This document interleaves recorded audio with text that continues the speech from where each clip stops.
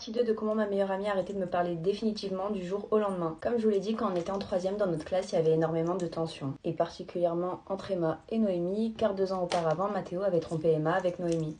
Donc forcément, entre les deux, c'était la guerre et il y avait énormément de jalousie. Ils passaient leur journée à se regarder mal, à se lancer des piques. Moi, j'étais pas du tout dans ça, mais vu qu'Emma était ma meilleure amie, elle m'avait interdit de parler à Noémie. Donc j'étais plutôt discrète, je me mêlais pas de leurs histoires. Et surtout, retenez bien, je n'avais jamais eu l'occasion de parler à Noémie. Vers le mois de décembre, Noémie s'est mise en couple avec un garçon qui n'était pas dans notre collège. Et évidemment, quand Emma l'a appris, elle a commencé à enquêter pour connaître son identité. Vraiment, c'était devenu une obsession pour elle et quand je lui demandais pourquoi elle voulait autant savoir qui c'était, elle me disait que ça me regardait pas ou elle répondait vaguement en mode « T'inquiète pas, tu verras ». Sauf que les semaines passaient et Emma n'arrivait pas à trouver d'infos sur le copain de Noémie. Son objectif premier, c'était de le trouver sur Insta, sauf que Noémie, elle était en privé et puisqu'elles se détestaient logiquement, elles n'étaient pas abonnées l'une à l'autre.